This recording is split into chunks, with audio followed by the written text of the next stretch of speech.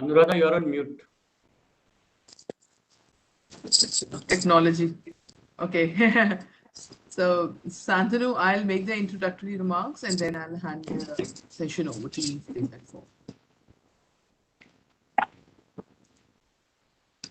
I believe Santanu is also on mute. Yes, ma'am. Now we can start. We are live on YouTube as well.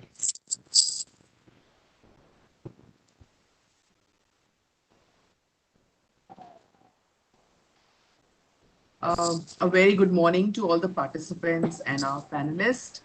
I welcome you all to this very interesting and relevant discussion on corporate benevolence in turbulent times. My name is Anuradha and I'm working with CII in the financial sector. The pandemic of late has created an enormous impact on the socio-economic fabric of all societies, including lives and livelihoods and businesses. The socially responsible employers are increasingly showing interest in employee uh, benevolent funds to help employees and their families who have been victims in some form of COVID-19. Corporate employers have been extremely cognizant of the crisis caused due to loss of life, health, livelihood of the employees and family members, and have made several provisions under the employee benefit schemes.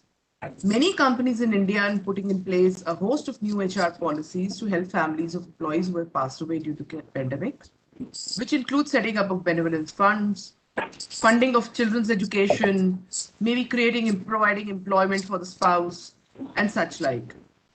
While there may still be a question about the taxation aspect, and we have Pramod with us here from EY about how the taxation looks into the benevolent funds, whether in the books of employer or in the hands of beneficiaries. Some I think notifications and clarifications have come, but Pramod will be the best person to tell us. Or whether to include these funds under CSR funds, are things we'll get to know. So a few things that we can look at as key takeaways in this session for all the participants is what exactly are benevolent funds and why are they so relevant for discussions today in this current scenario? What are the ways to calculate the liability of employees, in terms of the welfare funds? How to manage them? What is a prudent way of management? Because a lot of companies are siphoning off quite a bit of, amount in the benevolent funds, and what's the best way to manage it? The taxation, of course, we'll be talking about. Um, and also a very relevant question is why should an employer help an employee? Why should an employer create a benevolent fund? So these are some questions that can be key takeaways from these discussions today. Amongst the speakers, we have Pramod Ajutan, who is a partner in tax and regulatory services in EY. He joined the firm in 2000 and he's a chartered accountant and company secretary, also with a bachelor degree in commerce. He also leads the automotive sector and is a tax leader with EY. And Pramod has led Pan India learning and development initiatives in EY for 7 years. And he's also a merit rank holder in CA and CS exams. So we have a very eminent tax professional here in our panel. Shantanu. Shantanu is HR professional with rich experience of 2 years of providing vision and counsel to steering organizations through accelerated growth paths. He has the experience of managing large institutions and startup environment with equal ease and agility. He has spent more than 14 years in large financial services institutions, handling life and general insurance companies, and has headed key functions of HR and learning for Aditya Birla Health Insurance, Sud Life, and is now the CHRO for Bajaj Allianz Life. Very happy to have you here, Shantanu. Sampath, of course, old friend of CII, is the key force in Bajaj Allianz Life Insurance Fund Management that has helped strengthen customers' trust with the brand. With over a decade in the organization, Sampath has leveraged his acute sense of fund management to enable customers achieve their life goals by investing in company's product. A very, very responsible role Sampath actually has for investment of policyholders' funds to meet their reasonable expectations that they had when they uh, bought the product and the product was sold to them. Very responsible, position to hold. He also has a very strong team of fund managers who really have the pulse of the Indian market. He works closely with banking and financial services fraternity. And prior to Bajaj Allianz Life, Sampath was a fund manager with Principal PNB Asset Hedge Fund, Voyager, HSBC Securities and Capital Markets, ABN AMRO. Sampath holds a degree of engineering and is an MBA, also CFA charter holder from CFA Institute of the US. Khushwant Pahwa is a consulting actuary of over 10 years of work experience providing consultancy to various actuarial practices areas. Kushwant is a qualified actuary. He's a fellow of Indian Institute of Actuaries and also the Institute of Actuaries of UK and a commerce graduate.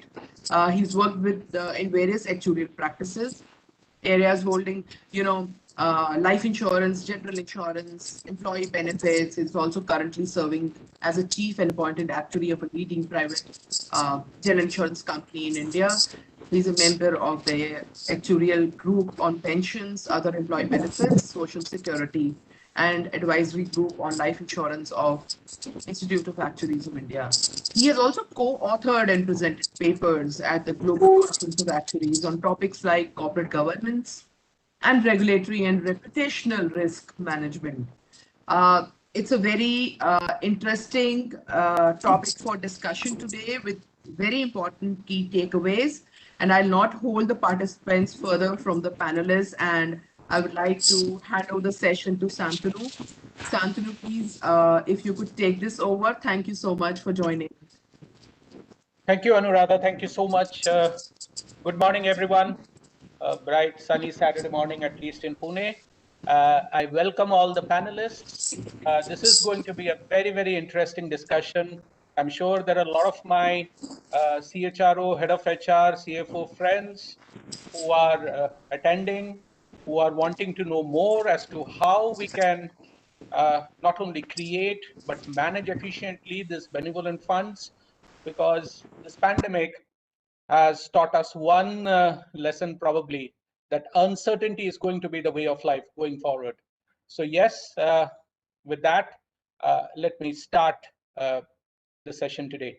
I welcome all the co-panelists, Kushwant, I welcome Pramod, I welcome Sampath, and thanks a ton, Anu, for such kind introduction for all of us. The COVID pandemic, the way it changed lives at many platforms. Primarily, the second wave, I would say, they actually impacted us much more. Why? Because we saw a multitude of casualties, and often the other interesting thing that we were seeing is that the casualties were from the same family. And I'm not saying this, if you Google up a lot of data as to the demographic details of the casualties which have happened, you will find that the male population has got much more impacted in the COVID pandemic. And it is twice, the rate is twice that of the female population in terms of casualties, which means that if 2 or 3 members of a family is getting impacted, and in India, unfortunately, that's how things are, that the male are the bread earners. And if we are losing in a family multiple males, then there is a large void which is created on earning and sustenance. And from an employee's perspective, this creates not only a lot of uncertainty. The vacuum which gets created is actually threefold. There is an immediate, obviously, need which gets created by this casualty. We have seen in our organization, or I have been talking to a lot of my friends in other organizations, the kind of cost that the hospitals have been charging, and for the right reasons, maybe the kind of benefit policies that we had, obviously the costs are much more. So immediately the companies and the employees had to take care of the hospital expenses. There were loans which the employees had taken, and once uh, unfortunately the loan has to be repaid, and that's immediate concern which is hovering in the mind of the family of the employees. And obviously if the family of the employees is worried, the employers are also worried. On a short term, which is 2 to 5 years, obviously the question of the education of the employees' children, they come into question because there is a huge amount of uncertainty on that front. What is going to be happening to the health insurance policies, the various other liabilities that the employee had taken? There is a big question mark.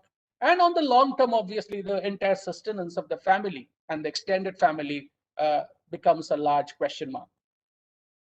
Employers have been grappling really to find solution to this, not only managing the immediate cost, the immediate crisis of excess hospital bill, cost of medicine, cost of life support, etc., etc., but taking care of the immediate needs of the family as well. Not only that, managing the long-term impact of things like a steep increase in the premium for medical insurance, life insurance cover, taking care of the education of the family members of the deceased employee, or for that matter, even providing employment opportunities to the spouse of the uh, of the deceased employee. So employers have been really grappling, CFOs, CHROs have been really grappling with the increased cost as how to handle this increased cost prudently. And this is a cost which all of us have realized now is going to be very, very long term for all of us as well. So from that perspective, COVID pandemic, the way we look at employee benefits, though it's an event, but I would say it has changed the way CHROs and CFOs and CEOs are looking at employee benefits in a very, very long-term manner. It has a very, very long-lasting impression on all of us. Can we change slides, please? So with this, I come to the first poll question. And though it's an obvious answer, but I will call it out for benefit of all. Should companies have employee welfare fund stroke benevolent fund? You have three options: yes, no, can't say.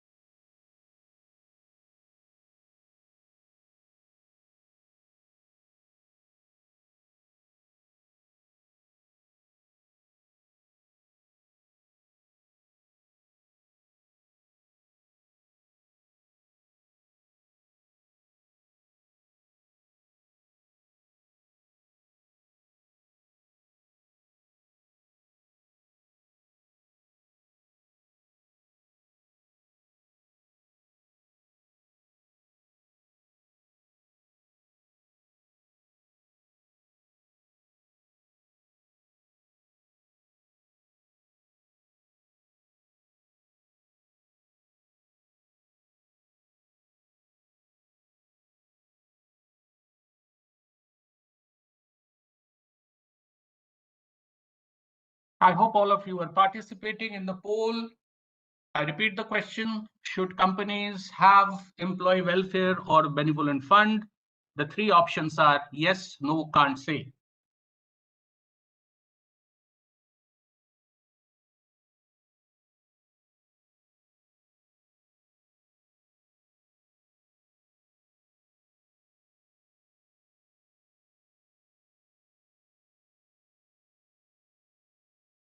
Yeah, we have an overwhelming response.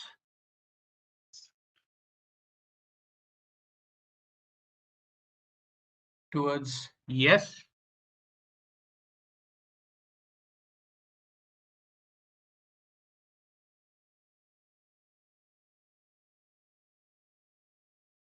Yeah, so I think the mandate is pretty clear and the views are pretty clear.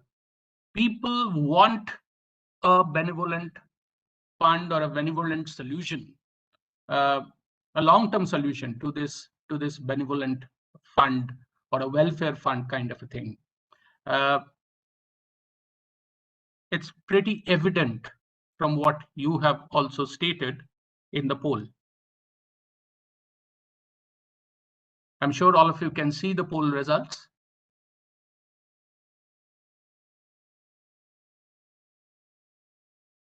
Thank you. Can we move slides, please?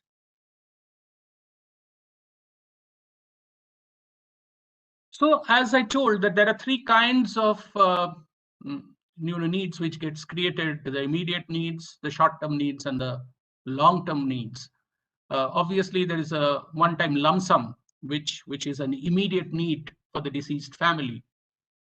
The dependent spouse needs to get a source of sustenance for the next 1 to 5 years.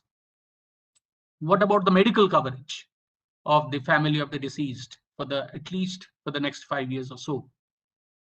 How will the education happen to the kids for the deceased? Are we going to take care of the education? Who is going to fund the education? If the spouse needs some amount of professional training to make him or her employable, who will provide that? If there are any outstanding loans and payments which needs to be made, if there are critical illness payments, then who is going to bear the cost of all of this? These are the various needs which all of us have been grappling since the pandemic has come, which has really pushed the need for a benevolent fund so much more. Can we move slides, please? So why a benevolent scheme? First and foremost, there are a lot of companies which are moving from a job to a career. If you want to offer a career to an employee, then these intangibles or these benefits which are centered around benevolence are very, very powerful enticers, very, very powerful programs which attract good employees to your organization. So that's the first one. The second is pay as you go, create a fund and manage the fund. You need not actually have a crisis situation because you have a fund which can take care of the crisis in a very, very nice manner. The flexibility is of course there, contributed by corporates and employees or both in some cases. It's a customizable benefits structure that we are speaking about out here. Payment can be made as per the availability and liability assessment. It has a wide coverage, obviously. So it can cover employee welfare, it can cover contingency funds, it can cover dependent funds, it can savings fund, any other benevolent reason. So the coverage of any benevolent scheme is pretty wide. And obviously the benefit to the organization is it's a huge amount of not only retention, it's a huge amount of attraction for the employees. I have seen employees really ask these questions now in interviews, that what are your benevolent schemes? What are your insurance plans? More than their fixed compensation probably, because this is something this COVID has taught all of us. Obviously, it leaves an indelible mark in the mind of the employee in case the organization has been able to stand by him or her in the time of crisis. And it provides a very structured approach to manage the future liabilities as well. Can we move slides, please? So a lot of corporates have been having this benevolent fund now for some time, including some corporates like say National Seeds Corporation, L&T, Institute of Company Secretaries, Corporation Bank, Oil India, Borosil, you name it. And more companies are showing more and more interest for setting up these funds. So we have our panelists, we have our leaders. The three leaders will speak about various aspects of the Benevolent Fund. So let us quickly move and ask them the relevant questions. Can we move slides, please?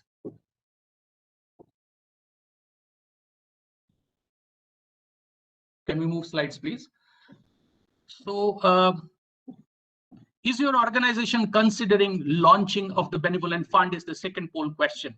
Over to you. The options are yes, no, can't say.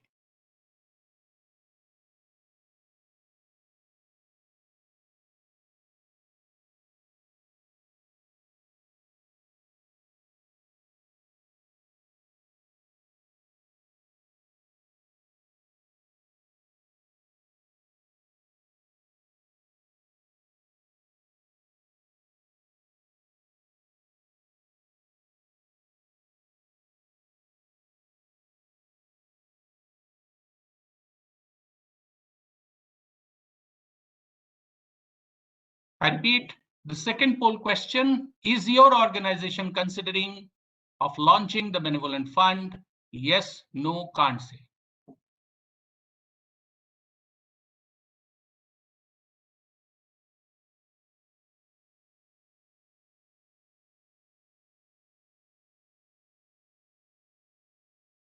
We have a fair distribution out here. All of us can see the results of the survey.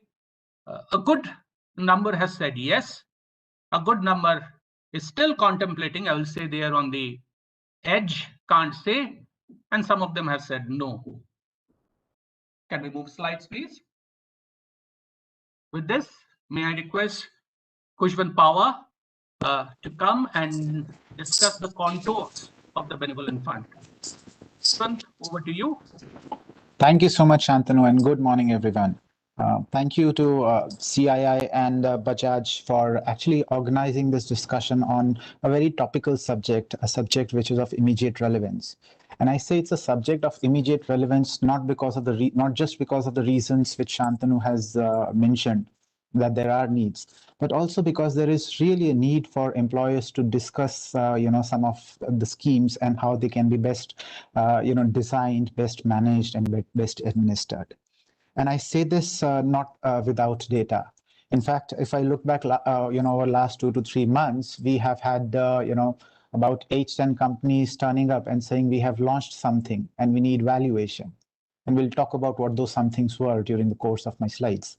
I said we need valuation. As it turned out, when we studied the schemes, 2 or 3 of them actually did not need a valuation, at least not on an immediate basis. And of the others which did need a valuation, a couple of them had liabilities which were way higher than what they anticipated when they did the maths in the organization. So clearly, it shows that there is a need for us to discuss how we go about launching schemes, employee welfare schemes, benevolent funds, and that's why I believe it's one subject which is very topical, which is very relevant for not just HR's professionals, but for CFOs, for tax professionals, for us actuarial consultants, and as well as the managements in general who are looking to launch such schemes. When I was approached, to deliver a talk, I was requested if I can talk about valuations. And one of the questions I had was, fine, I'll talk about valuations. Is there anyone who's talking about designing of these schemes, pricing of these schemes, documenting of these schemes, creating processes around those schemes? Because valuations, in my view, is just a consequence of all these 3-4 things that you do in the first part. And if you get these right, if you design your schemes right, if you price your schemes right, if you have enough controls, the valuations essentially are a consequence. They are in line with what you expect. And in fact, that's exactly what happened with one of the companies that reached out to us. They launched a scheme without doing any of those things, and in fact made commitments to the union. And when we gave them, the liability numbers, they were shocked. And they said, "What is our way out?" And it's been 3 quarters. We have been, helping them restructure the scheme, slowly expanding the coverage, slowly expanding who can be covered, so that the cost can be staggered. In fact, when we were having discussions with them, they said, why do you say such, such high provisions are required? Look at the outflow in next 1 year. It's only 5 crores, 7 crores. The subsequent year, 8, 10 crores. But they didn't realize that they had made lifelong commitments. And those commitments meant that, the payouts are likely to balloon in 3 years, 5 years, 7 years time, when more and more people retire. They had made some retirement commitments. So, so so I thought, if I really have to talk on this subject, I can do justice to valuations only if I talk about, how do you go about pricing these things? How do you go about designing these things? And that's actually one of the core competencies of, actuaries. Unfortunately, we are more seen as valuation professionals, but when we operate within insurance domains and in international markets, we work a lot in the area of designing and pricing of such schemes. In fact, if you go to markets like UK, US, you will have, actuarial departments sitting within the government who are helping the governments in designing of such schemes. So I will be talking a little bit about, how do you go about evaluating such schemes? How do you go about defining such schemes? How do you go about pricing such schemes? And how do you go about funding these schemes? And all of that will then lead to, the valuations, which probably will follow at the end of my talk. Can we go to the next slide, please? So I think, designing of any benevolent scheme or any employee benefit in general, essentially starts at, at us analyzing, or the organization analyzing, what are the needs of the employees and what the, organization's budget is. And it is essentially a balancing act. You need to balance the two out. So let me talk a little bit about both the things. As Shantanu said, over the last few months, needs have arisen, and needs for, say, increased health insurance, need for providing for, education for those who are left behind after an, employee has left. So all of those needs are there. I think, but what an organization needs to do when it's looking to launch a benevolent scheme or an employee benefit scheme is to assess what it is really targeting. Most of the organizations already have some kind of employee benefit schemes. I think a lot of the large organizations they offer group term insurance to their employees. A lot of them offer health insurance to their employees already. So what is it that you're trying to achieve out of this this scheme, or what exactly is the need you're looking to target is a very important thing when you're trying to create such a scheme. I'll give you a couple of examples. One of the companies reached out to us and said, we are looking to extend the health insurance, or extend the health insurance coverage that we already have. When we looked at the health insurance coverage that they were already offering, it was fairly substantial. I mean, the kind of coverage they were offering was, up to 8 lakh rupees. And if someone was admitted to ICU, the limits were even higher. I said, why do you want to do that? I mean, you are already offering a fairly decent scheme. Are you experiencing, are you getting calls or, cases where, the coverages are getting exhausted? They said, not really. So during our interactions with the HR, we realized that what they really felt was that after an employee has died, the family is, rendered without any health coverage, because the coverage is there till the time employment exists. They said, we really want to offer them. So I said, then that's exactly what you need to do. You probably are looking to offer health insurance coverage to to the family of employees post the death, and it's really a very good objective for you to do. Similarly, there was another, company which approached us, which asked us, we really are looking to extend our term insurance coverage. And when we looked at it, they were already offering 4 times their annual CTC as, their term insurance as a sum insured on death. So said, do you really need to do that? Why don't you go about offering life stage payments? This lump sum will be there, but supposingly, there is a male member who was working, who has died and is left with a family of, one spouse and 2 kids. And you obviously will pay this lump sum immediately on death. But a lot of times the person is grieving. She or those who are left behind may not be in a position to manage the funds, or they may not even have the expertise to manage the funds that you pay out immediately. So fine, whatever you're offering, keep offering that. But how about you give them an income, for a 5-year or a 10-year period, which effectively, helps them get out of this, grieving phase. Or how about you actually offer them, education allowance on a monthly basis to them. What this will mean is that your benefits are more targeted. And it will not only mean that your the results are more effective, it will also mean that your costs are effectively managed, right? So those are the kind of things that we recommend, or to the clients, or what companies need to do when they analyze the employee needs that they are making, trying to meet. It is very important in doing such an analysis to recognize what you're already offering to the employees. Don't try to just increase that. That may add on to the cost, but may not really add on to the benefits to the employee. And also consider what the employees may already be having. For example, let's consider a company like a Swiggy or a Zomato. Those white-collared employees working from home, managing the technology. They don't need a certain kind of coverage, but those who are out delivering the food, they have far more exposure, right? And they are paid much less, so they are likely to have much lesser, they're much less likely to have adequate health insurance. So consider the population. Consider what you're already offering, and within your population, consider what they may already be having. And based on that, see what benefits you intend to offer. Alternatively, you could also consider launching general benevolent funds, because if you essentially see the needs are changing by the hour. I mean, look at the first wave, October, November. There was no problem of oxygen. There was no problem with getting hospital beds. There was no problem with getting medical supplies. Come April, May, I think all of us would have made frantic calls here and there and tried to arrange for oxygen, try to arrange for beds, get Fabiflu, Remdesivir, and all those medicines.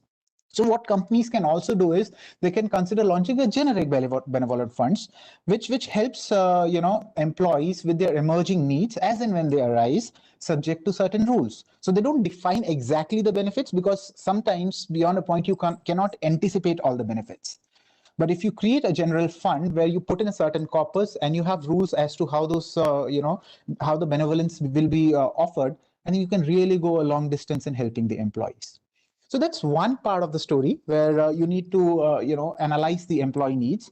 I think what you need to do alongside is to look at, the organization's budget. And I think when I say, this is very important. When I say budget, I mean both in terms of funding requirements and in terms of provisioning requirements. I've seen companies make commitments which do not have immediate fund requirements, but there are significant provision requirements because you have made commitments. So it's very important that when organizations are doing these things, they look at their budgets, both in terms of the P&L hit that they can take, and as well as in terms of the cash outflows they are okay to have under such schemes. And it's important that you don't look at just 1 year or next 2 years. If you are looking to make a long-term commitment, you have to look at the projection of the provisions as well as cash needs over the long term.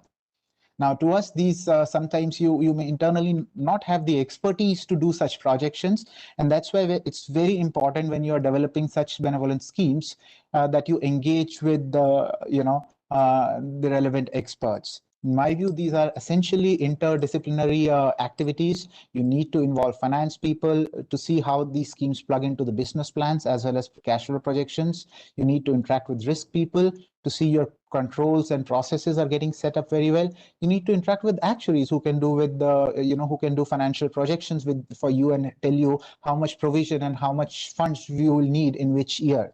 You need to interact with HR, because sometimes actuaries may be too risk averse, and that may extract the juice out of the policy. And you need to then interact with the management, because essentially all of this needs to embed within the business plan of the organization. So at stage one, what I really want to say is that you have to do an evaluation of the need and the budgets. The need should factor in the profile of your employees. and the benefits you're already offering. And in terms of the organization's budget, you need to look at the funding needs as well as provision requirements, and not just over 1 year, but over a period of time. Can we go to the next slide, please? After you have done the first bit, I think you'll have a fair idea of what you're trying to achieve. Now, what you're trying to achieve can be achieved in couple of ways, and I'm going into a little bit of a technicality. There are two ways in which you can create your employee benefit schemes or such funds. One is a defined contribution scheme, and another is a defined benefit scheme. Just one second.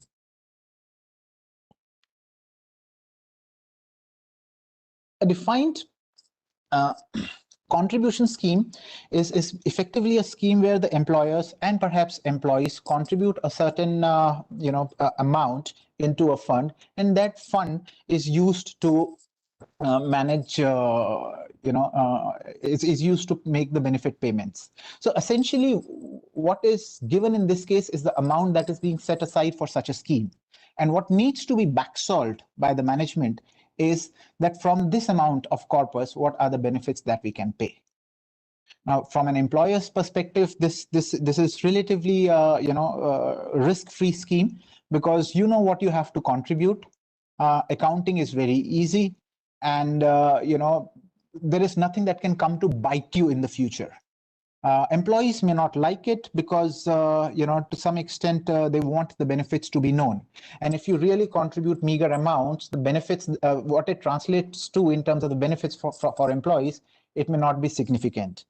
But what you can do is that you can perhaps make commitments that I'll make, this much, fixed amount of contribution every year, or perhaps this much percentage of, profit, say 0.5% of profit every year into a benevolent fund. And perhaps over a period of time that can become significant, and the benefits that you can offer to your employees can also become significant as your fund balloons.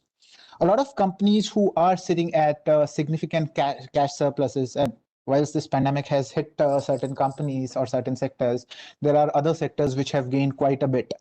And I think such companies can consider perhaps putting a lump sum, into a fund which can be perhaps used as, a benevolent fund to offer benefits to the employees. So what essentially needs to be remembered around the defined contribution scheme is that, the employer is only responsible to pay the corpus, and its obligation stops there. Of course, the employer then goes on to defining the kind of benefits that can be offered from this fund, and that essentially is a mathematical exercise, and I will talk about it in the subsequent slide. The other kind of scheme is a defined benefit scheme, where the employer says that this is what I'm going to do. This is what I'm going to pay. For example, I am going to give you a pension. I am going to give you a lump sum, or I am going to support your family in case of death for these many years. Now, in this case, what really happens is that you have made the commitment, and the amounts that are needed are effectively solved. So the benefits are given, you back solve the amounts. And of course, you can adjust the benefits to make them reach a certain level of budgets that you may have. But essentially, here the benefits are given, and that means that the risk of such schemes are sitting with you as an employer. For example, if you really make commitments for medical schemes, post-retirement medical schemes, for example, over a long term, say you say that I will offer post-retirement medical insurance to all my employees, you're taking a lot of risks on your books. For example, what if tomorrow morbidity, another virus, say 10 years, 15 years down the line, another pandemic comes, you may have far more hospitalizations which you never anticipated, but you have made a commitment, so you have to make good those things. Or interest rates fall. If the interest rates fall, unless you have done proper asset liability management, the increased cost of those benefits will fall onto you. So defined benefit schemes do bring in certain benefits off the table, but because you're guaranteeing the benefits, you really have to be cautious in terms of managing the risks. And again, it boils down to you getting your mathematics right when launching the schemes. So those are the two kinds of schemes that you can consider: defined contribution and defined benefit. And essentially, if I was the one who was looking at choosing one of the two, one of the things that I'll try to avoid, whilst I'll be open to look at, I'll be open to look at both the kinds of schemes depending upon the circumstances of the employer and the kind of needs we are looking to meet. One of the things that I look to avoid is to really make long-term commitments on defined benefit basis. There are organizations around the globe who have suffered a lot because of increase in life expectancy, because of increase in inflation of providing, say, medical benefits or education benefits, or because of lower interest rates. So that's one caveat or one word of caution that I'll have. But you can really consider both the kinds of schemes when you are designing them, and proceed. Can we go to the next slide, please?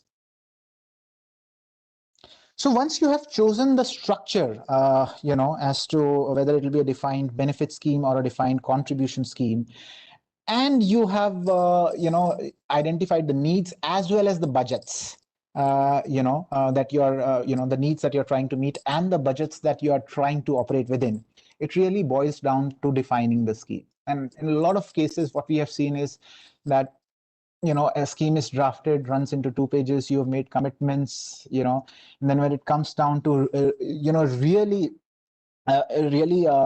looking at the cost of those schemes, they start ballooning very high.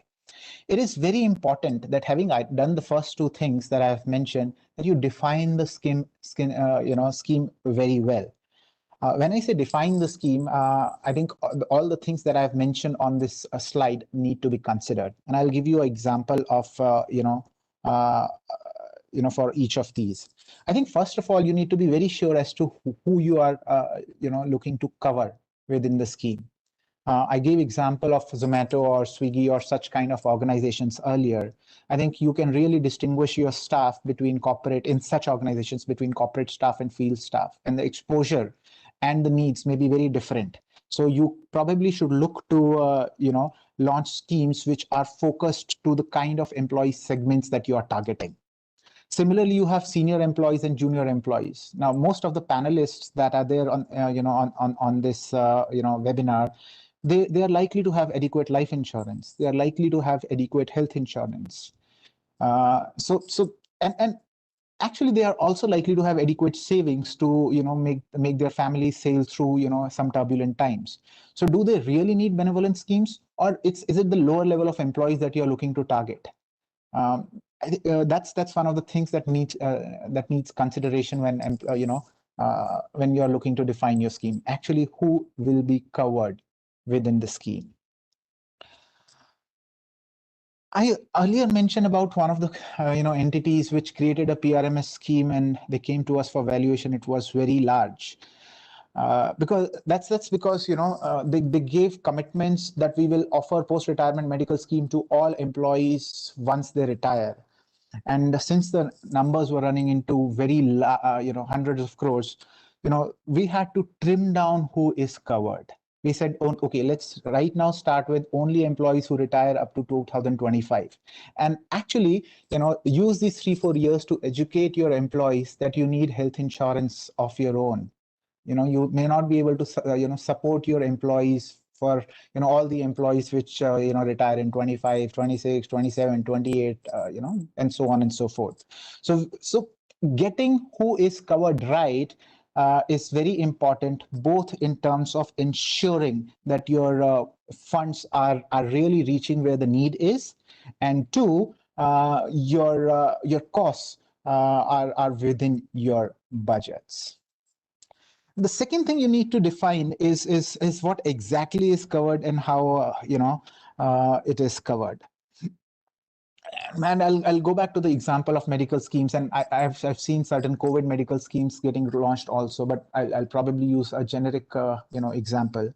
One of the medical schemes that we saw, it was offering OPD benefits. So if even if you're not getting hospitalized, they'll reimburse medical expenses up to 25,000 to those employees.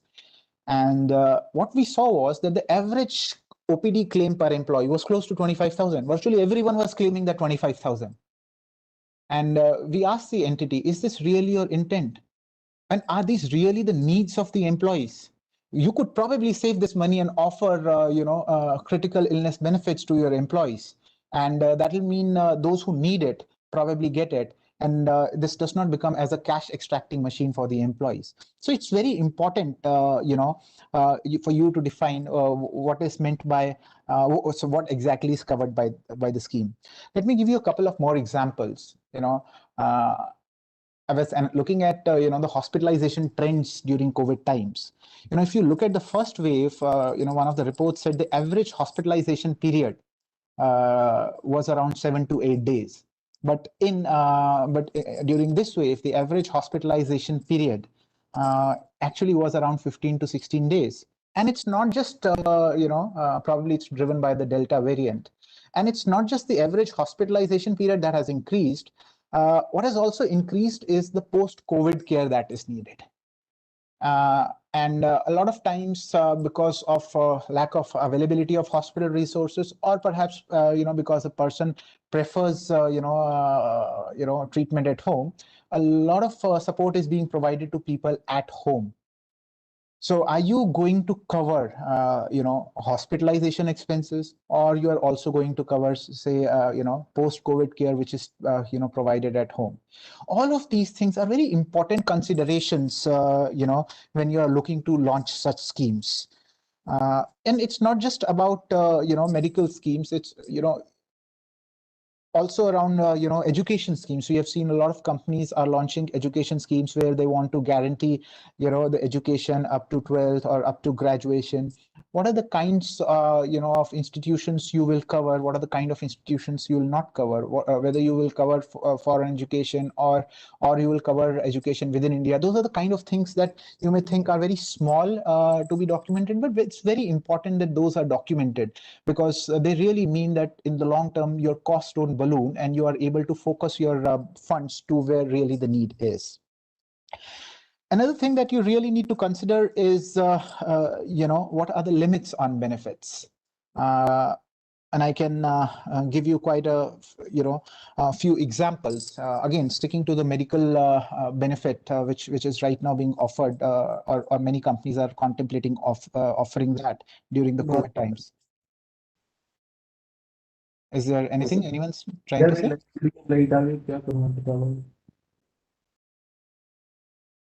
Can I request everyone to be on mute, please? Continue, Kushal. All right. So the limits, I think defining the limits in your scheme is also very important. I don't know how many of you know, if you go to one of the private hospitals and if you take a bed, the bed could be a general ward, or it could be a private room, or it could be an ICU.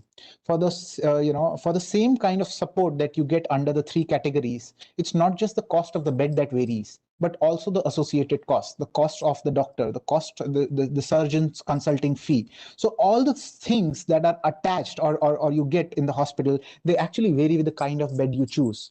So it's very important, how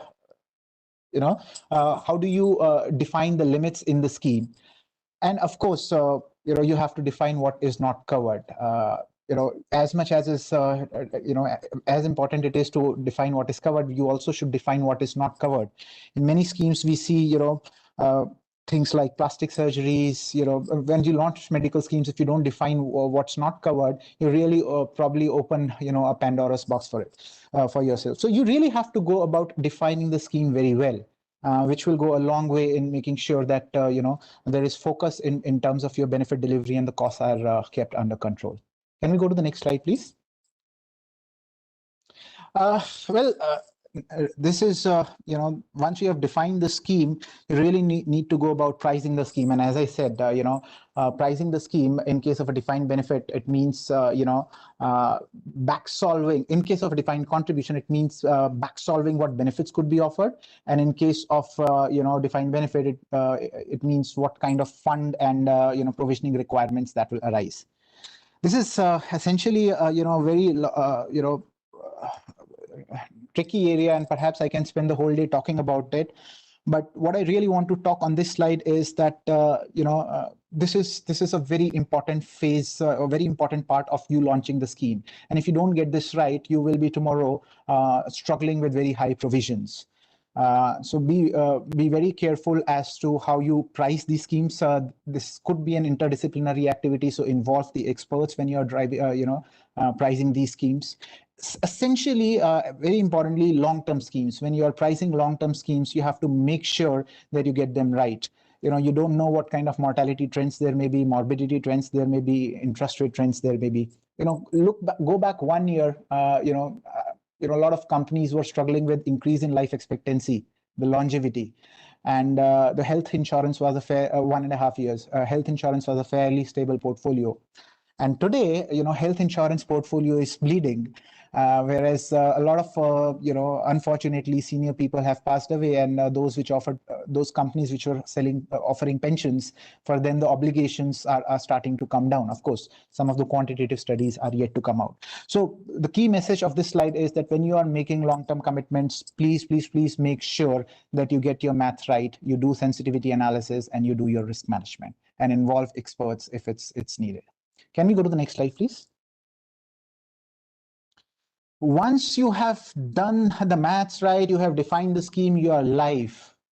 It's very important that you administer the scheme very well. Now, in case of smaller organizations, it may not be a very big challenge. You know what you're delivering, you can control because there are really a small set of people, and the organization may not be spread geographically. But if you're a large organization and the benefit delivery is happening to a large number of people, and and spread across various geographies, it's very important to make sure that you have controls in place to ensure that whatever is promised is being delivered, and that there are no leakages in the schemes. In a lot of cases, we have seen there are leakages which results in ballooning of costs, and at the year end, when companies come to us for valuations, when we give them the numbers, they are surprised. They say, "What are you doing? How can you give such a number?" And we keep telling them that, "Boss, it's not us, it's your data telling us that." And they say, "Okay, we will implement control. Can you please reduce it?" We keep telling them that, "Please implement control, give us the evidence of reduced cost, then we'll reduce the provisions." So it's very important not just to ensure smooth delivery of the scheme, but also to make sure that your costs, are within control. To make sure that you have to make sure that you have the controls in place to deliver the benefits. I think one of the very important things that I would like to highlight here is within administration of schemes is also around fund management. Those from accounting and finance background will know that, and I guess, we'll have Sampath talking a bit about this later in the presentation, that once you launch defined benefit schemes, these are essentially, provisions that you carry in the balance sheet, and these are mark-to-market liabilities, because these are supposed to be valued on, the interest rates prevailing as on the balance sheet date. And if you are funding these things, it's important that you actually carry out a proper asset liability management. When I say proper asset liability management, I mean what I mean is that you have to ensure that the assets you choose are aligned to the nature of your liability. I must say, more than half of the cases that we see that liabilities have a duration of 7 years, 8 years, 10 years, whereas the assets that are being chosen to back them are essentially are not mark-to-market assets, and they have a duration of just 1 year. And whenever interest rates falls, employers come to us saying that, Kushwant, we have the cost going so high. Why is that happening? And we tell them that bond yields have fallen. I said, can't you do anything? I said, not now. Could have done 1 year back. You should have invested properly. Your assets would also have risen when the interest rates fell. But if you didn't get that right, there's nothing much that I can do right now. So very important that if you have launched a defined benefit scheme, which is long-term in nature, that you manage your fund effectively, and that means that you carry out proper asset liability management. Can we go to the next slide, please? Then comes the accounting and reporting or the valuations. That's where a lot of our work it usually is. And as I mentioned earlier, there are two kinds of schemes: defined contribution and defined benefit schemes. Defined contribution, the accounting and reporting is very easy. The employer has paid funds into money into a fund, and there's nothing beyond that it needs to do from an accounting and reporting perspective. There are no elaborate requirements, so accounting is relatively straightforward. However, if you go about launching a defined benefit scheme, your provisions are determined using actuarial valuations, and they may be significant depending upon the kind of benefits you launch. Accounting is relatively complex, and you have to go to actuaries to get your valuations done. Funding is really a choice. I mean, for example, in a medical scheme for post-retirement medical scheme, you may have to provide immediately because you've made a commitment, but you may not need to fund it right now. The funding can happen over a period of time.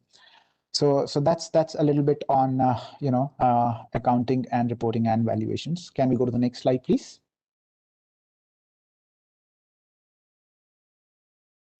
So with that overview,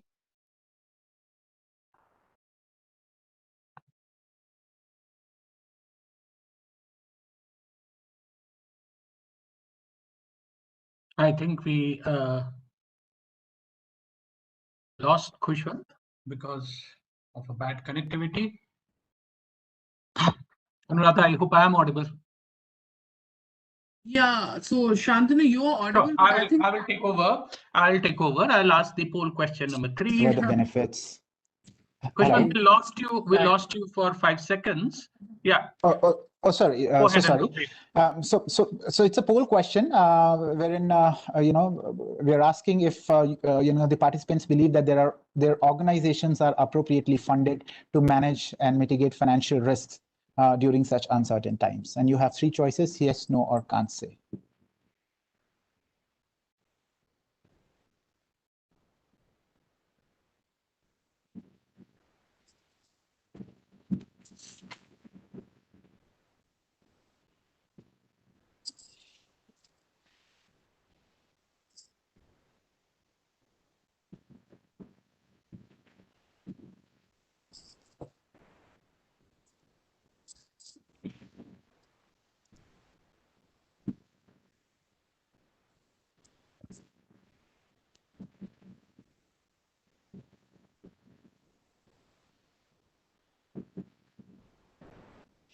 I think we have the poll results, and they are quite evenly distributed. Actually, very evenly distributed. A lot of them, say that yes, they are appropriately funded. A lot of them say no, they are not. And perhaps it's time for them to look at, how they can, go about funding such schemes or creating such schemes. And then there are others, who believe, they don't know. All right, we go.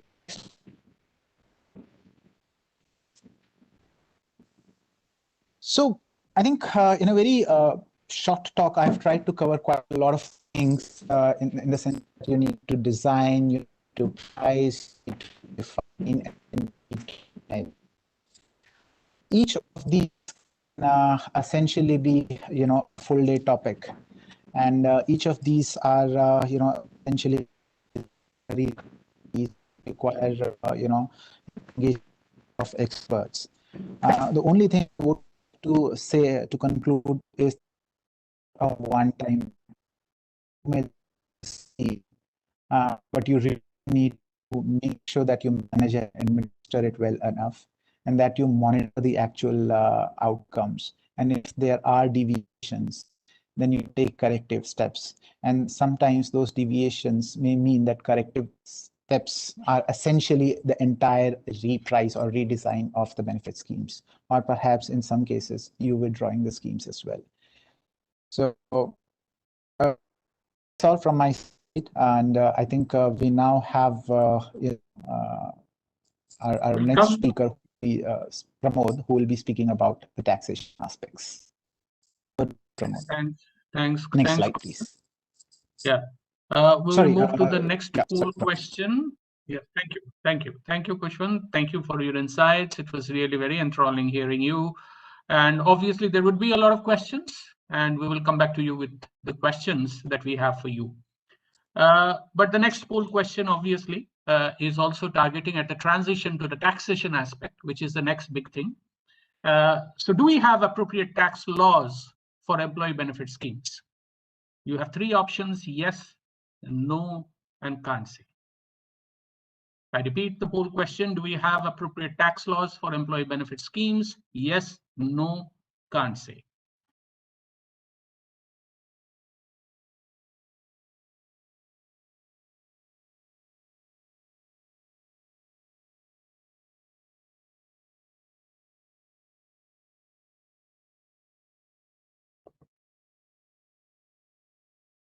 You will have to select your option and press on the submit button for us to view your responses.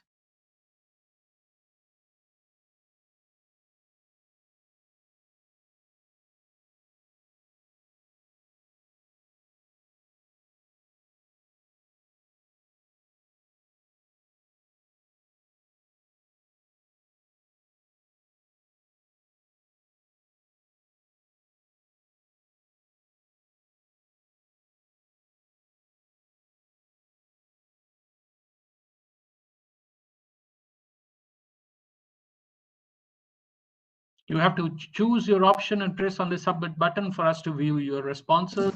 We still don't have your responses. So I think, Shantanu, the poll question mechanism is not working. Yeah, I saw that. I think this Yeah. question was asked during Khushwant's presentation, and hence a lot of people are also writing poll is not showing.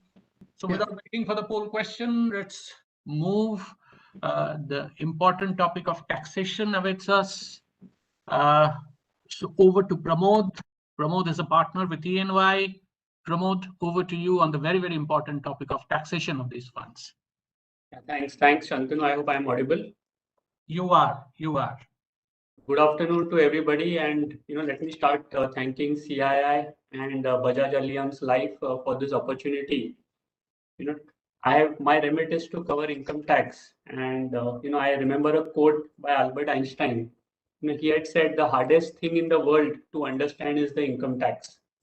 And I'd always thought, would he really have said something like that? What was his? Why did he even have to talk of income tax? So I said I'm going to, there are going to be a lot of CHROs, CROs, who are going to verify what I say. So I said, let me go and check, is this, what he truly said? And what I found out, this quote is attributed to, an article in the Times magazine in 1963, written by a friend and the tax accountant of Albert Einstein, Leo Mattersdorf. And he said that, once while having lunch, this is what he said. And, he said, my reply to Albert Einstein was, your theory of relativity is far more complex. And Albert Einstein replied saying, no, that is simple. So we'll cover tax, and what I'll be sharing are my personal views. So please, when you implement anything, take professional advice, and that's always advisable. And we start with some of the announcements on COVID-19 related benefits that employers would have given. And we have seen a trend, as Shantanu said, as Khushwant said, in the last 1 year, we have seen a lot of employers do a lot of initiatives, various measures to help employees, help their families, around reimbursement of medical expenses for COVID, gratuitous payments in case of death, employees have contributed to different kinds of schemes, have happened. And, we always got a question, what happens to tax? And, we putting our innovative tax set started looking at the regulations, tried to interpret, Rule 3A, which talks of disease of the respiratory system. If a payment for that is made, then that's not taxable. And there again, there was a condition there that a disease requiring a surgical operation is defined. So this whole COVID expenses, medical expenses incurred for COVID, if it is not in a government hospital, there was a big gray area around it. The answer was not very clear as to whether these kind of payments, are they taxable or not. Similarly, gratuitous payments received by the legal heirs of the employee, are they taxable or not? There was an old circular of August 1990, Circular 573, which went on to say gratuitous payments are not taxable. But after that, law has been amended, and there is 56 to 10 which has gone on to say any kind of gift received is taxable. So this was also a gray area, and thankfully, taking cognizance of the various representations made, the government came out with a press release exactly 2 weeks back, and they've given two big announcements they made. One is to say any financial help provided for COVID-19 medical treatment, the entire amount, whether it be from the employer or from any other person, it shall be exempt in the hands of the recipient. So, a very welcome measure. Similarly, on death of an individual, any financial help provided, they have said if it is the employer who is providing, again, without any limit, the amount will be treated as exempt in the hands of the recipient. Insofar as amounts received from any other person, it shall be exempt up to an amount of 10 lakhs. So, those are the limits that government has laid out. The change in law on this, needs to come in, but it's a great measure to begin. And I would say, the government has heard the requests from a lot of companies that there should be clarity on this. So it's a welcome measure. Now, with that, I will now get into some of the other employee benefit that the employees do receive, and I'll request if we can move on to the next slide. And these are different kinds of funds that from an employee standpoint, when he receives contributions or when he withdraws the contribution, is it taxable or not? I've tried to capture it at different stages. So if you look at a superannuation fund, at the time of contribution, earlier, of course, it started off saying all of the contributions, within the prescribed limits are tax free. But then there was a 1.5 lakh limit which was introduced, and very recently, from April 20 onwards, the government has made significant changes to say contributions for provident fund, pension, and NPS and superannuation and NPS put together, if it exceeds 7.5 lakh annually, then that excess will be taxable. So that came in. They said there are a lot of employees who are getting significant tax-free contributions in this fashion, and we really want to put a threshold and a cap to it. That was the rationale behind that. And they also said interest on this excess amount will also be taxable. Now, how to compute this interest was a big controversy, and again on that, the government came out with a notification on 5th of March, and this is applicable for the entire year, April 20 to March 21. And they've given a prescribed formula to calculate this interest. But again, there are a lot of gray areas on this. We've made representations, and we've seen a lot of companies, take a view, that this kind of calculation of this interest is very complicated, and greater clarity is needed on this front.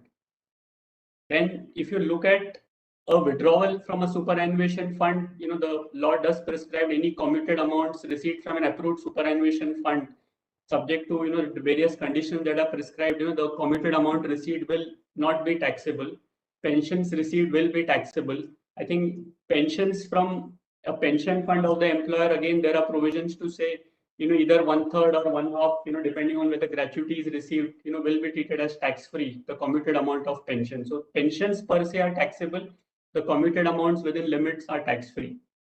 Gratuity, again, no tax at the stage of contribution. So companies can keep contributing or creating, putting monies into a fund, and there's no tax at the time of contribution.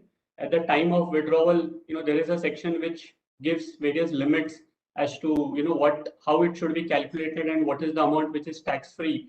15 days salary for every completed year of service, salary to be computed in a particular fashion. Is the gratuity paid under Gratuity Act or otherwise? And there is a notification which says it's maximum 20 lakhs is the amount that can be treated as tax free in the hands of the recipient. Again, the 20 lakh limit is a limit spread across the lifetime in a way. If you have received gratuity earlier and got it as tax free, even that needs to be aggregated while calculating these amounts. Gratuity, of course, the Payment of Gratuity Act is disappearing, getting subsumed under the Code on Social Security. And a similar 20 lakh notification is not notified so far under the Code on Social Security. And we've seen gratuity being a big game changer insofar as a lot of our clients, when they've gone and seen how does the Code on Social Security impact them, they've suddenly seen, because of the changed definition of wages, the quantum of gratuity that they need to accrue for suddenly just zoomed, and a significant additional liability did seem to be coming up as and when this code will become active. So that's one area to watch out for. Again, employee welfare schemes, there's no tax at the stage of contribution. And, when you receive an amount, if it's an amount which the employee receives, more likely than not, it's going to be taxable as a salary. However, where legal heirs of an employee receive on death of an employee, some amounts, if it is a contractually due amount, one would again go back to that old circular, the circular 573 of 21st August 1990, which said a lump sum payment made gratuitously to a widow or legal heir of an employee who dies while still in active service, is not taxable. So, one may explore that, you will have the risk of 56 to 10, which is the gift provisions, still coming into play. But if it's a contractually due amount, one would say it's not a gift, and therefore it's more like an inheritance and it's a capital receipt which is not taxable. We can go on to the next slide, and I can see there are some questions being put into the chat box. Towards the end of the session we'll take up these questions. So right now we'll go through this session and we'll come back to you on the questions. Yeah, NPS again, a very interesting product which came out some years back, and again, insofar as taxability of at the stage of contribution, we spoke about the 7.5 lakh limit. There are some additional limits that in terms of employer's contribution, it will be treated as income, but at the same time, a deduction for the employer's contribution can be claimed up to 10% of salary. So in effect, the employer's contribution, the employer also gets a deduction only up to 10%. So, he will not contribute in excess of 10%, and that entire 10% will remain tax-free. Insofar as the employee's contribution is concerned, it can go in the 1,50,000 limit is one way to go about it, or the other way is there is 80 CCD2, which gives an additional 50,000 over and above the 1.5 lakhs that you have for 80C and 80 CCD put together. So the employees do have a choice to contribute on their own and get an additional 50,000, and increase that 1,50,000 limit, which is normally there for 80C, take it up to 2 lakhs by adding this 50,000. Again, withdrawals, withdrawal from an NPS not very easy, and normally there are a lot of restrictions put in. The law says up to 60% of the withdrawal can be treated as tax exempt, and if normally the rule does say that the balance needs to be used to purchase an annuity, and these amounts do vary depending on the time at which you are withdrawing it. But the annuities, when you purchase, the pensions received from the annuity will be taxable. So effectively what happens is 100% goes initially goes tax free, but the 40% which is used for an annuity, that at the time of pension receipt, the taxation gets deferred to the timing of receipt of annuity. So in a way, a lot of these follow the EET mechanism. That was how these schemes were introduced, whether it be provident fund, superannuation, NPS. That is how it was initially introduced: exempt at the stage of contribution, exempt at accrual, and taxable on withdrawal. It's just that now we've shifted to a scenario where the taxation is happening at the time of contribution also. So the EET is no longer valid, and it many a times ends up being doubly taxed, and which is where we made representations to the government to relook at these provisions and see if if you're taxing it at the stage of contribution, then please don't doubly tax it at the time of receipt. If we can go into the next slide, which is my last slide, which is covering nuances from an employer's perspective. And insofar as superannuation fund is concerned, and contribution to an approved superannuation fund, on payment to the superannuation fund is deductible for an employer. There is a limit of 27% for superannuation and provident fund put together. So if you contribute 12% to provident fund, then 15% becomes the balance amount available for a superannuation fund contribution. Again, gratuity, there is a section which says, it has, for you to get a deduction, it has to be either payment into an approved gratuity fund, or alternatively the actual gratuity paid to the employee. Either of those are allowable as a deduction. If you just create a provision in your books, then this amount will not be deductible in your books. NPS, again, like I said earlier, contribution to NPS is allowable as a deduction, and the limits there are up to 10% of salary. And then finally coming to employee welfare schemes, and this question does comes, what happens to deductibility of payments for employee welfare schemes? And this is where, the answer is not so straightforward. It has been a very controversial topic. There is a section 49, which says any payments made by an employer to any funds, trusts, societies for any purpose, will not be allowed as a deduction unless, and they have given some specific exceptions. The exceptions are contribution to an approved superannuation fund, contribution to an approved provident fund, gratuity fund, NPS, and finally, there is one last item called any amount paid as required by or under any law for the time being in force. Now, this section does create a lot of complications, when you try to create employee welfare schemes. And, there are a lot of judicial decisions which have interpreted, how to look at this particular section. And, there is a Bombay High Court in SBI which has said section 40A9, one should go and look at, what was the rationale for introducing 40A9. And they've looked at the CBDT circular when 40A9 was introduced.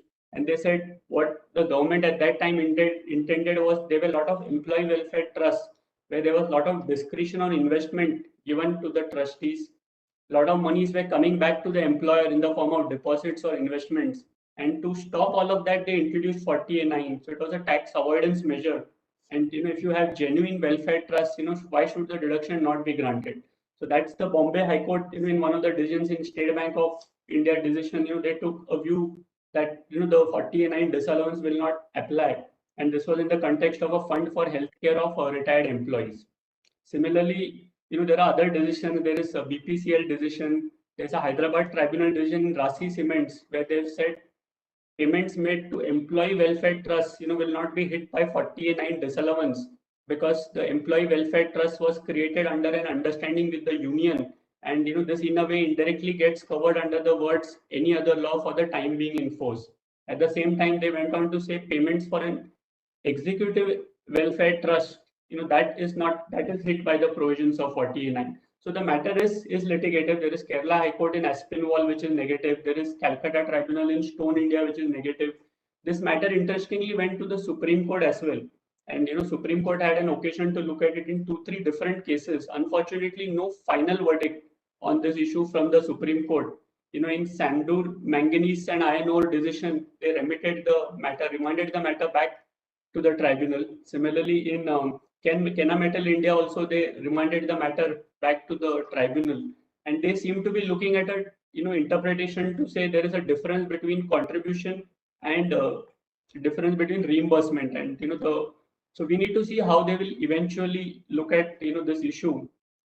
We don't know that now, but if you structure this in the right fashion, and if you have a situation where the money from a fund which is set up for an employee welfare scheme comes back to the employer, and employer makes a payment to the employee, we believe in that case there is a good case to argue that the employer should be able to claim a full deduction at the time of payment to the employees or the legal heirs. Of course, in these kind of situations, the accretion to the fund is likely to get taxable. So, it is a complex matter and one needs to carefully evaluate. With this, I'll pause over here and I'll hand it back to Shantanu. Back to you, Shantanu. Thank you. Thanks a ton, Pramod, for your insights. If we are sorted in terms of the poll questions, I can't see the poll questions moving, and hence I suggest we skip the poll questions. Or are we sorted? Yes, we are sorted. So the poll question is, how would you prefer to manage benevolent fund in your organization? Pay as you go, self-managed, outsourced to insurance companies? I repeat, how would you prefer to manage benevolent fund in your organization? Pay as you go, self-managed, outsourced to insurance companies? You have to select the option and press the submit button for us to view.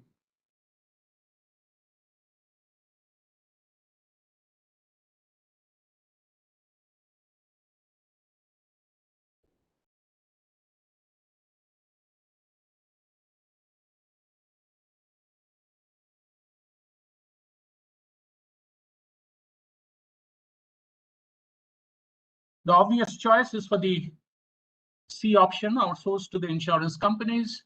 All of us can see the results. A huge number favoring the C option. With this, let's make the last transition to the last part of our seminar. Let me welcome out here Sampath Reddy, Chief Investment Officer, my colleague from Bajaj Allianz. Sampath, you have been waiting patiently. We would be eager to hear you. Over to you, Sampath. Thank you, Santanu. I hope I'm audible. You are audible. Yeah. First of all, I would like to thank CII for this opportunity. And also thank Anuradha for coordinating this event, and also thank Rahul Charasia from my organization for coordinating this event. It's been my pleasure to take part in this. I think this is the second year I'm participating in this event. Thank you very much. So, covering is that from the investment point of view, I've decided that employee welfare funds is very important and should look at from investment rules and what's the risk expectations, those funds we manage. Try to cover some of those as my in my slide. Go to the next, please.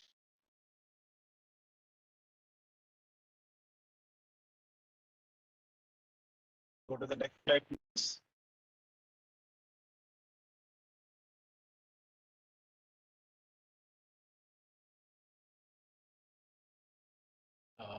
We move the slide, please. Is that yeah?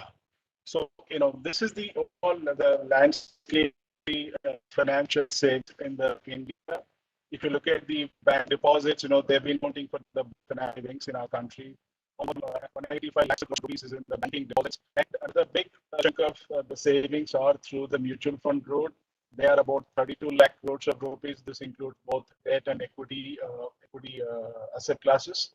And if you look at the bottom ones, which is the NPS, which is the National Pension Scheme, they have about 6 lakh crores of assets under management. The EPFO is about 16 lakh crores of assets under management, and the Public Provident Fund is about 6.5 lakh. The bottom three categories are actually the ones which are representing the the long-term savings, I would say, the retirement savings, and the insurance sector as such. Also managing a bulk of the financial savings with about 45 lakh crores of assets. There is some portion of that of the insurance assets also, catering towards the retirement savings as well. So this has been the long-term, this has been the overall financial savings market in India. I would think that the savings that are catering towards the retirement needs are relatively smaller. There is a large need for increasing these numbers. And on the government side, there have been a whole host of encouragement or tax benefits that are targeted at the longer term savings, which one of my colleagues have explained. One of my panelists explained in the previous discussion. Go to the next, please. Yeah, this is an interesting topic. Like having decided that we should, a corporate should target provide a significant amount of money to address the long-term the employee benefit needs. How should those funds should be managed?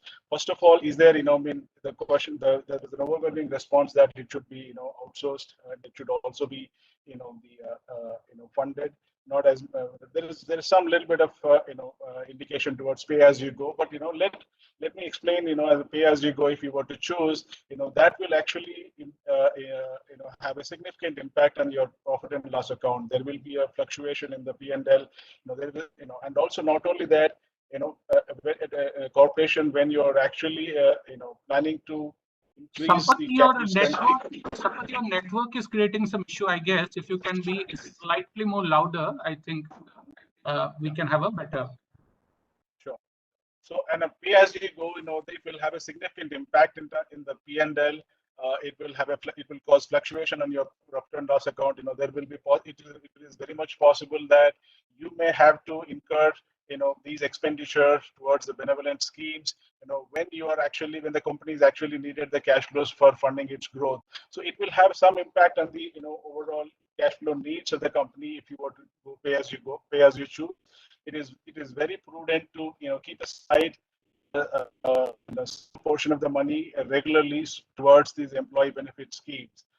Having said that, how do you manage those funds? When you're keeping aside some portion of the money to target it at these schemes, how are you going to manage? Should you be doing it managing yourself, or should you be outsourcing to a company like insurance company like us? If you were to do the if you were to go for a self-managed the method, it will take away significant bandwidth from the management, and not only that, at times, given the size of the company, the overall, overall the fund size could be relatively small. As sometimes, the market lot itself could be, about 10 crores, 25 crores kind of a ticket size especially in the GSEC market. So it will be very difficult for you to, manage, small corpus, with the kind of a ticket size that you have. Not only that, it is you will have a rigidity in terms of that there are regulatory restrictions in terms of what you can do, how much you can do, from a self-managed fund. Not only that, you will not really have an expertise, in-house. For example, a steel manufacturing company or a cement manufacturing company, to invest in a professionally, in a professional setup to take care of these kind of funds is quite cumbersome and quite a costly affair. Similarly, for an insurance company, for us, like today we are managing more than 75,000 crores of assets under management for various customers. Because of our large assets under management, and we could afford, we could have a strong research-driven investment team. We could also invest in several we could also invest in several other software tools and the databases and packages, and also because of the outsourced model, because of the fact that we are servicing large number of customers, we could make the liquidity available. Not only that, with the expert with the expert advice within the investment team, we could share those market views regularly, so that you are on top of the your portfolio and how it is performing. Go to the next, please. And having said that, having insurance companies are better placed to serve this need of managing these funds. What are the typical funds that are available? Largely, there are two platforms, where the funds are being managed. One is the traditional platform, where in this, the key objective is to preserve the capital. Given the nature of the funds, these are targeted, in the long term, and more so for the retirement solutions. The capital preservation is very, very important. The traditional funds are managed with a large part of the money deployed in the safe assets like government bonds.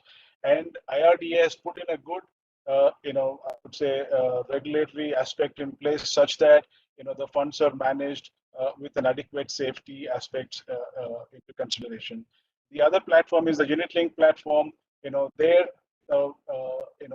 in this platform, what the customers can choose is actually can choose their respective asset class. How much they wanted to invest in the debt, how much they wanted to invest in equity.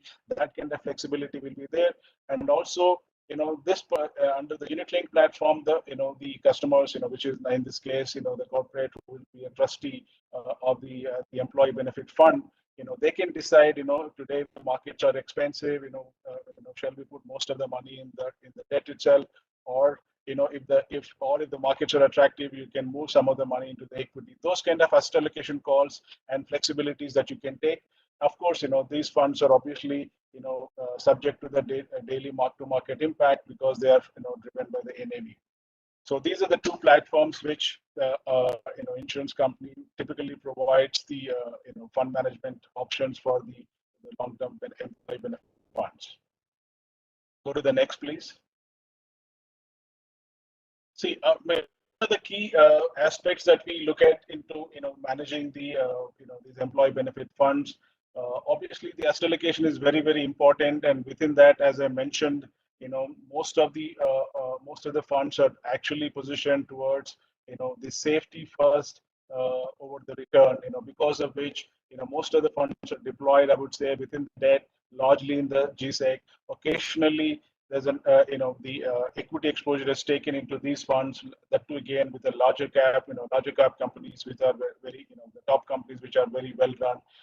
This asset allocation is prudently followed. Customer can have the view into the asset allocation that the fund managers like us we are what we are doing. So that option is always available to the customers. And the liquidity risk, as I said, that given that we are managing, a large pool of money for the customers, the liquidity can be easily, addressed, vis-a-vis the self-managed funds. When the self-managed fund, if you need to at times, to liquidate, you may have to touch a larger part of the, assets. Whereas in the case of, in the pool structure, always there is some amount of, cash available because of the regular outflow into the fund. So the liquidity needs are very well addressed at the outsourced level. Not only that, we as a fund manager, ensure that a large part of our investments are deployed in the liquid assets. Credit risk, again, the regulatory aspect itself is mentioning that, especially in the traditional funds, we cannot invest anything which is below AA rating. That's a very good principle to have, especially given the nature of these funds, which are again long-term oriented. And not only that, we have a team of research and credit analysts, who are evaluating companies where we are taking exposure, considering into the financial analysis and management quality and corporate governance aspects, taking all of these into account, we are carefully handling the credit risk internally. Of course, interest rate risk is again mitigated by the ALM approach. I would touch upon this ALM in the subsequent slides. We could do much more in terms of managing the funds very close to the liabilities. But that happens only if we interact with the corporates regularly and understand the liabilities of the employee benefit funds, more in detail. That's when we can mitigate even interest rate risk to the very low levels. Next, please. The ALM as we talked about, interest rate risk is something can be addressed by the ALM framework. I would say, being part of the investment team of an insurance company, we do a great job in, mitigating the interest rate risk, especially in the individual portfolios. There, the liabilities are very closely modeled, and assets are deployed largely to ensure, rather mitigate the interest rate risk. In the case of employee benefit schemes, where given the customer has an option to choose, rather withdraw the money and choose another fund manager if he wishes tomorrow. Because of this nature of the flexibility that the customer has, at times I would think that the fund managers at the employee benefit funds tend to have a little bit of a short-term approach in managing the funds. But we do very well understand that these funds, like sure that the funds are certainly long-term oriented. It's just the customer can withdraw at a short notice. Because of this reason, we try to avoid the interest rate risk, or rather mark-to-market impact, because of which, at times, you could have a lower duration. But, by working closely with the corporates, and we could take, take a longer-term exposure in the case of GSEC and mitigate the interest rate risk as well. Yeah, with this, I think I would have come to the end of my presentation. Just one slide, which talks about the kind of, we as a Bajaj Allianz kind of products that we are offering under the group employee care and the group employee benefit products. We are pretty much covering the entire gamut of the employee benefit funds, be it gratuity or superannuation, leave encashment or annuity, or the employee welfare schemes that any company would like to come up with. All of these aspects are pretty much covered under the investment portfolios of ours. As we speak, we are managing money for more than 650 customers, over 650 customers, with the total assets of more than 14,000 crores for various under various employee benefit schemes. With this, I will hand it over back to Shantanu. Thank you, Sampath, for your insights, and thank you for the product offerings that you shared with us. With this, I think we had a very enriching session. We first got to know in details about the contours of how the Benevolent Fund works. And thanks for that. We got to know a lot of details about taxations from Pramod. And we obviously, last but not least, a lot about fund management from Sampath. With this, we will move to the question answers, Q&A. I can see already a lot of questions which have been posted. If we are not able to answer any question, be absolutely sure we will respond back to you individually. We have noted all the questions. However, we will be definitely responding to all of you individually as far as the questions you have asked. But let me start with one question which comes to my mind for Khushwant. Khushwant, you mentioned designing, pricing, all of that in your presentation. So do you think creating such a scheme is a very complicated task? Am I audible? You are. That's the question. I don't think it's complicated. I do believe it's it's interdisciplinary. When I say that, I mean you need to engage with a lot of experts when you are developing such schemes, and you need to get your risk management right. So I wouldn't say complicated. I would certainly mean that I would certainly say that you need to engage with a lot of stakeholders. It does get complicated and risky if you are making long-term commitments, though, especially on a defined benefits cases, because we have seen organizations have interest rates biting them to the tune of hundreds and in some cases thousands of crores because of 50 basis points movements or 70 basis points movements in interest rates. So if you are looking to do defined benefit schemes on a long-term basis, then yes, it's complicated. Then yes, it's very risky, and it's very important that all the things that I mentioned in the actuarial control cycle, those are performed, all those activities in a very sacrosanct way. Thank you. Thanks a ton, Khushwant. Pramod, the next one is for you. In the recent past, we have seen more benefits on the taxation for COVID cases. Now, what impact of this do you see on the benevolent funds?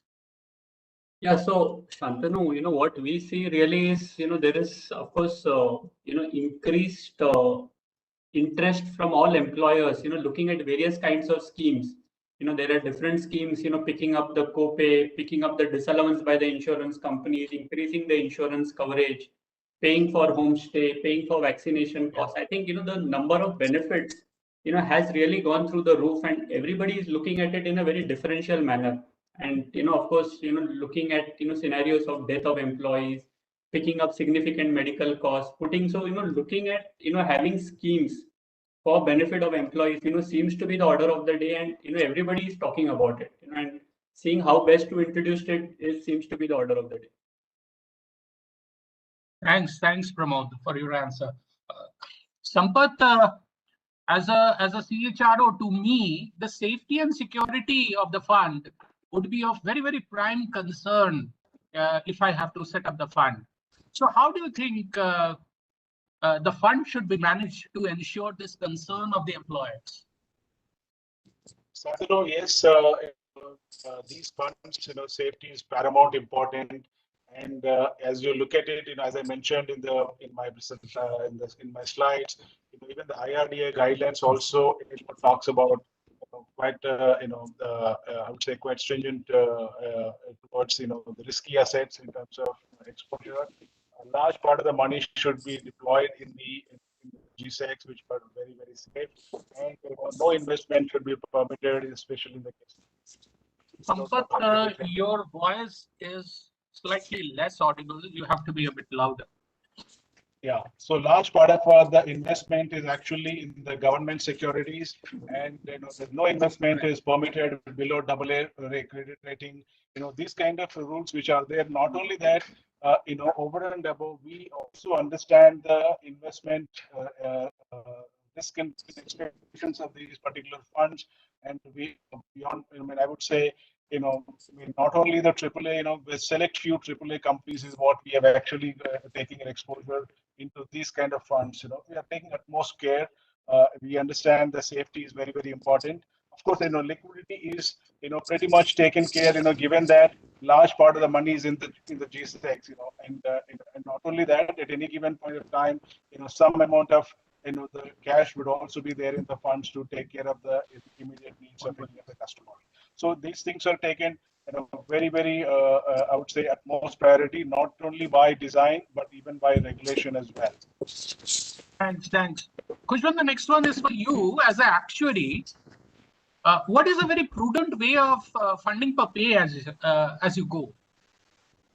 So, I didn't get the question. I presume you're asking what is the best way of going about funding, correct? Right. So it really depends on the nature of the scheme that you have launched. Now, in one of the clients that I was having a conversation with yesterday, they launched a health insurance coverage for the family of the deceased employee. They have about 10,000 employees and about 20 odd COVID deaths. Now, if I look at the expected payout, for such a scheme compared to its overall balance sheet and the P&L, it's extremely minuscule. So it can surely, and they are extending this coverage for a 3 to 5 year period only. So my advice would to them was that your actual expense on this will not be very large. So you can perhaps go and fund it, pay this on pay as you go basis. You don't really need to create a trust. Whereas if you really go with a long-term commitment where a lot of large funds are involved, it is better that you look at your funding needs and you create the trust and you do the valuations and you put the money inside into a fund. In fact, as Sampath mentioned, it's not just about whether or not you should fund, it's also about how you should fund, because these are mark-to-market liabilities, and you should make sure that you understand the nature of the liability and create your assets or invest in assets which are of similar nature. And one of the challenges that Sampath also mentioned was that they don't really get to know the nature of the liability, and hence they're not able to match the assets. So if you are choosing the path of funding, then you have to make sure that you fund in the right assets also. So to summarize, I think if the amounts are small and there are short-term commitments, perhaps you could choose pay-as-you-go methods. But if the amounts involved are large and you are making long-term commitments, funding is always better. And if you are funding, please make sure you fund the right way. Thanks, Kushwan. The next question for you, Kushwan, I will continue with you. There is a question which I can see in Q&A, and this is from Narendra Singh, if I'm not much mistaken. The question is that would the employer-funded supplementary health coverage additional to the group health insurance for COVID-19 be considered as a short or long-term liability? And would this liability need to be called out in the balance sheet? If yes, how would be the liability estimated, since we don't know the future cost? So my question is, first, what kind of a scheme is it? Is it something that you're offering to your employees, or is it something you're offering to those, the family after the death? If you're offering this to your employees, I don't see this as any difference from the normal health insurance coverage that you're offering on a year-on-year basis. And I don't think you need to make any short-term, long-term provisions for this. You will pay your benefits during the year, and the matter should end there. And in terms of how you determine the cost of this, I think you probably may not be able to, given the lack of data that currently exists. So you can reach out to your insurers who will give you the best quotes available. Of course, you can float tenders to get quotes from 2-3 insurers, and that should bring your cost down as well. On the contrary, if you have made commitments to the employees and there are families of the employees and there are debts that have happened, now you do have to create a provision. And if these commitments are long-term in nature, these will be long-term, liabilities. How we go about valuations in these cases, as actuaries, we have certain data. We have, we do our mortality and morbidity investigations. We try to get, relevant information from, insurers or data points which are available in public domain. And in cases where you are using, insurance companies, then you will be able to provide, with their quotes and all, which will act as supplementary data for us to determine the valuations. In such a case, you will actually have to provide the liability, and these will typically be categorized as long-term liabilities. Thanks, Kushman. Pramod, this one is for you. And from a purely income tax standpoint, are non-funded or funded schemes better, according to you? Well, a difficult question. The answer is very straightforward. For gratuity, superannuation, it has to be funded. For an income tax deduction to be available, it needs to be funded. When it comes to these general employee welfare schemes, is where the answer becomes very tricky, and we spoke about 40A9 and the ramifications around it. Again, if you just simply create a provision in your books, is that going to be deductible? Again, there is a debate around it. You have 43B, which says any amount set aside for benefit of the employees, it's not just going to be deductible. It needs to be paid to be deductible. So one needs to look at it. If it is structured in the right way, and there are various non-tax reasons why funding is better. So one needs to take a holistic view, I would say, and then take a decision on whether to have a funded scheme or non-funded scheme. The answer may depend on the nature of the scheme as well.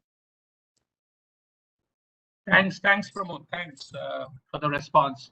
Sampath, again, as a concerned employer and a person who is trying to set up this fund, and since these benevolent funds are long-term funds, what in your view, ULIP or traditional is a better strategy?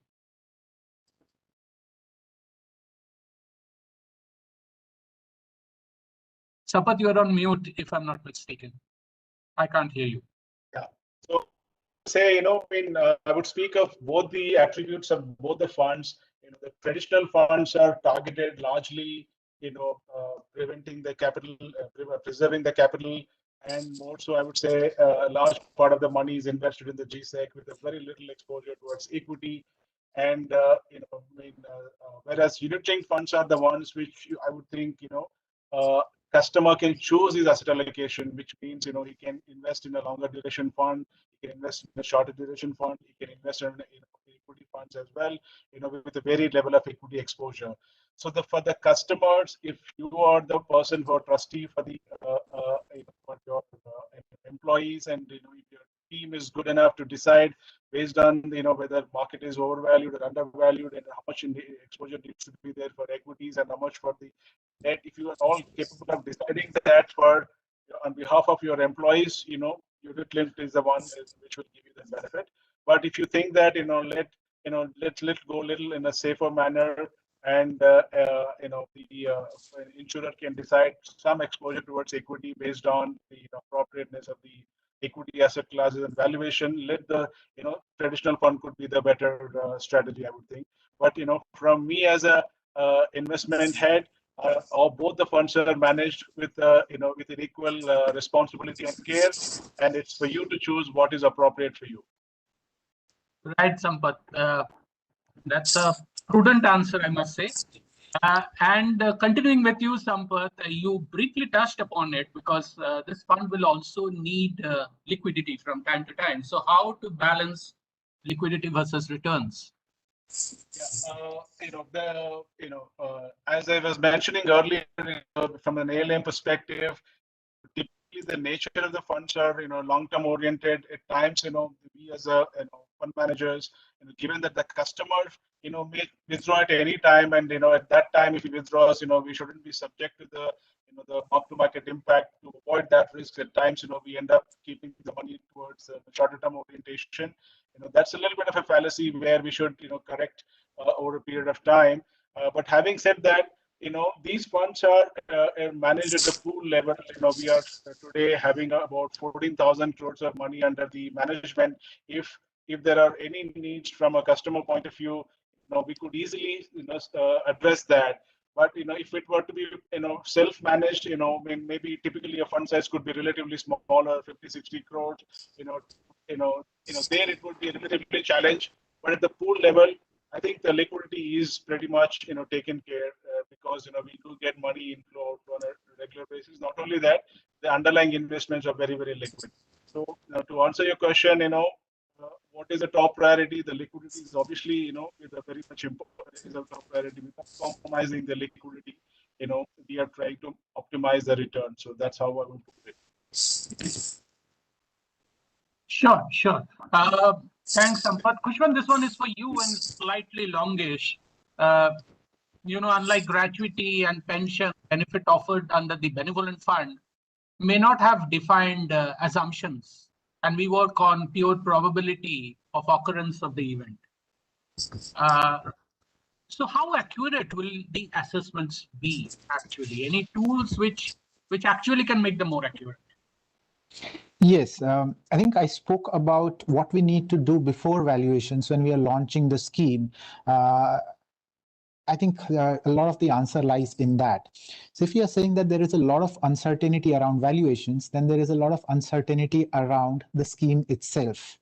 And I'm hoping and I'm presuming that when the entity was trying to launch such a scheme, it did consider those uncertainties. It did consider the projected cost. It did some scenario testing. It did some stress testing. It did look at placing adequate limits on the benefits. So I'm hoping that when an entity launches such a scheme, it does such kind of an analysis and it does put in risk management tools in place to make sure that the range of outcomes is limited. It's not very wide.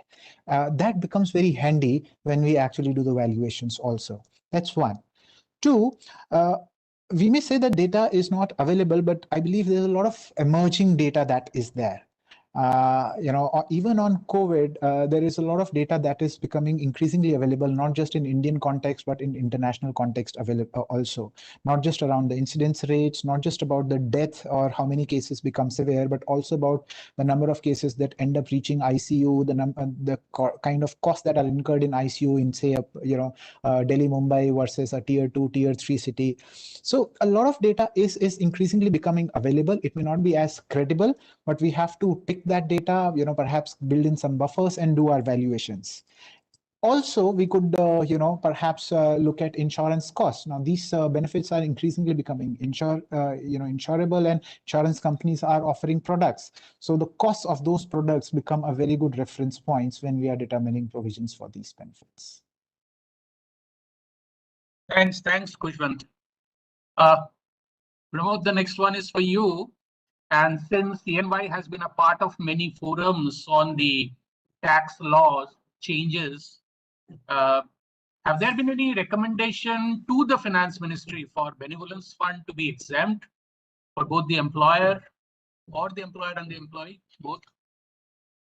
Yeah, so the latest round of representations have really focused on this 7.5 lakh limit, which government got in on LPS plus superannuation plus provident fund. Where we've requested if either that limit can be removed or somewhere the double taxation can be removed. That's been the focus. The other one was around COVID related payouts that happen, and thankfully there is a press release that has come out. 40A9, which is the one controversial section which is there. It's not really been part of recent representations, but it's something that should be taken up and will be taken up. We do note that in the past annually this used to be part of the representations, and in one of the years the CBDT answer to the 24th tax advisory committee was to say that 40A9 does permit deductions, payments made to these approved funds, and balance payments can be allowed if they satisfy the test of 37(1). So CBDT's answer at that point in time seemed to be more benevolent and more beneficial, and probably that's why it's not been so much a part of representation, but it's surely an important point to be picked up going forward. Thanks, Pramod. The last one for you, Sampath. Will the fund management strategy be different for benevolent fund versus any other employee welfare fund? Right now, we have not many funds under this particular scheme. Most of them are under the gratuity, leave encashment, and superannuation. We all that not only that, we also have wide stream of investment strategies. Platform invest only in the GSEC and a few corporate bonds, and a little bit of an equity exposure. And we have another set of funds, which are on the unit link platform, with a varied level of equity and different duration strategies. So customer can choose any one of these investment strategies he likes, or if there is a need and demand for creating a need for a differentiated investment strategy, we are willing to do that as well. As I mentioned, it is the customer's choice which investment strategy is appropriate for him. I mean, I do think that the situation employment benefit funds could have a differentiated could have a different need of investment strategy over the gratuity, leave encashment, and superannuation kind of benefits. But we are happy to offer even a differentiated investment strategy as well. Thanks, Sampath. One last question that I have for Khushwant. Khushwant, with the declining rates of interest, the valuations have been soaring. How can a company mitigate the risk of increase in cost due to the fall in the interest rate? It's actually not just the companies for whom this becomes a nuisance. It becomes a nuisance for us also at the end of the year when we give the clients increased liability and they shout back at us, "What are you doing, Khushwant?"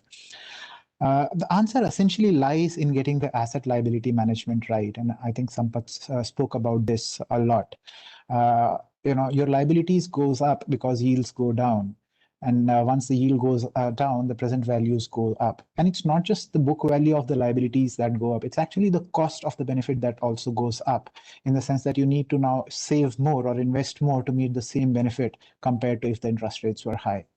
So what you really need to do is you need to make right kind of investments. If you have a 100 crore fund, which is a mark-to-market liability, which is effectively a mark-to-market liability, you need to basically determine the liability, the duration of the liability, the nature of the liability, and make sure that the assets that you invest in are of similar nature. So make sure the companies need to actually interact with the actuaries, understand the nature of the liability, and then ask and provide that nature of the liability to the fund managers and request them to be matched. If you are able to do that matching, you will get offsetting movements and you will really be protected against the ballooning valuations.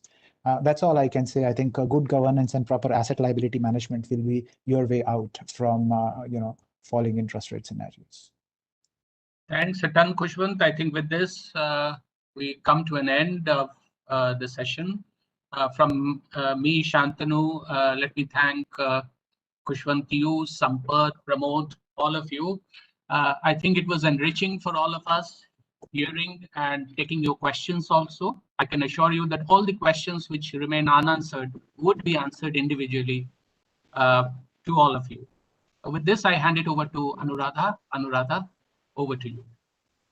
Thank you, Shantanu. It was an excellent session. I think most of the questions that we thought will be raised and be answered in the beginning of the session have been answered. Very, very insightful session. And we have participants who are, in spite of the session's shooting off the time limit, we still have a lot of participants who are part of it. And we are getting very, very good, compliments on the chat box also. Thank you, participants, for joining. We'll be back with a similar session because this entire aspect of benevolent funds and how to really go about it and the taxation aspects, etc., it's not as if we can discuss it once. Like Khushwant also said that these subjects are subjects which take a little longer to really get into the depth. We will be back with more sessions on this subject. Thank you very much, participants, for joining on a Saturday morning. Really appreciate that. Thank you, participant. Thank you, panelists. Thanks a lot. Thanks. Thank you so much. Thank you. Bye.